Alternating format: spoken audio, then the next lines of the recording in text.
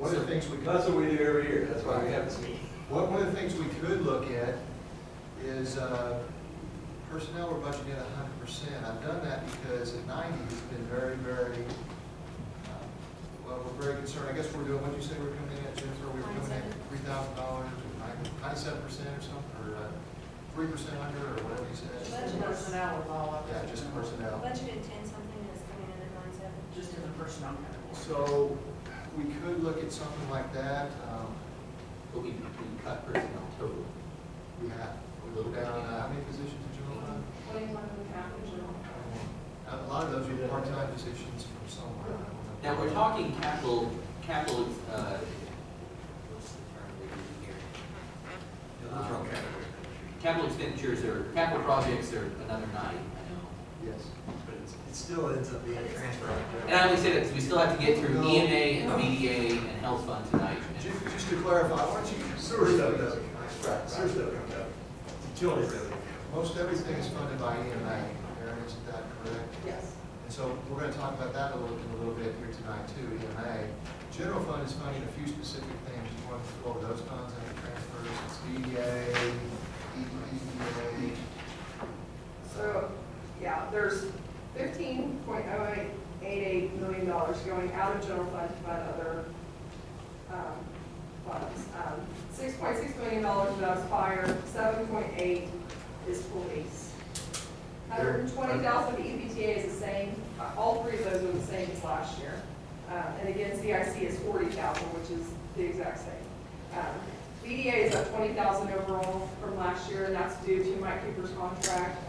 We had a previous rollover last year, so we only needed to pay 10 months of his contract in last year's budget, there's 12 this year. And then EEDA transfer went up that 34,000 for Enid Travel Plaza for the sales tax incentive. And the golf fund for operations transfer went down 53,000. That reminds me, once again, that I'm going to bring it up, I've brought it up every year since I've been on this commission.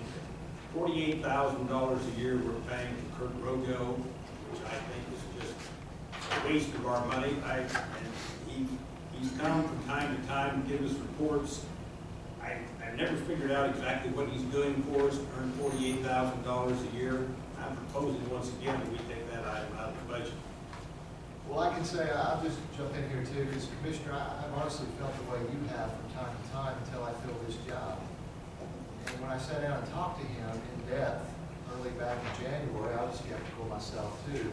I did not realize that during the session, like right now, he spends 4 days a week down the city. He has an apartment down there. He goes to the Capitol every day. He sits in on issues that are important to the city. He goes to meetings. He supports OML's initiatives. He's in frequent contact with us. And I realize probably one of our failings is we have him here probably, we had him here earlier this calendar year, and I need to have his back. And I think that because very soon it'll be good to have you back, the session's almost over, to tell you, where we're at. Basically, every time he's come, and I know he comes once or twice a year, usually when it's getting close to budget time, but he doesn't tell us what he's doing specifically that benefits Enid. I mean, we're paying, we should get we're getting something to eat. I know he works for, he's got other clients. He comes and he brings us, every time he comes, he shows us all of the bills and the laws and the legislation that they're passing that affect Enid. That's what he does. We get that from OML. Yeah, I actually have a not bigger, specifically. He's pretty specific about how it's going to Well, affect. I'm not seeing anything. I was saying, Ron, Because, he always brings a list of stuff. Well, I know he does. He gives a report on all the legislation. Well, so what? Some of that doesn't even pass. But it's only, he's not showing us everything they're talking about. He's showing us the stuff that's going to affect Enid. That he thinks might relate to you. But What he does is while he's there, adding capital, and he's going in between, when things come up and they're having a discussion He and goes and lobbies for us to those people. he's there and available to say, that's not a good idea for You you. have to be an well, I know, but $48,000. Yeah, we're Ron, not getting our money. I'm kind of with you on, but more in that we're double dipping. I have a couple friends who work down there. One's works for a congressman down there. One's another lobbyist. And I talked both about Kurt, and they verified he is showing up and he's doing stuff. My problem is with the $35,000 we pay to OML. I don't know what the benefit we get from OML is. I'd be happy, absolutely thrilled to cut that 35 grand from OML. We still have to pay for the new official training, the seminars, that's a different line item budget. We still have to pay for the new commissioner training. I don't know how that's in there two different places, but that's over $5,700 for the two of them. And we pay a membership to OML. I don't know what OML does for us. I've asked, I've looked.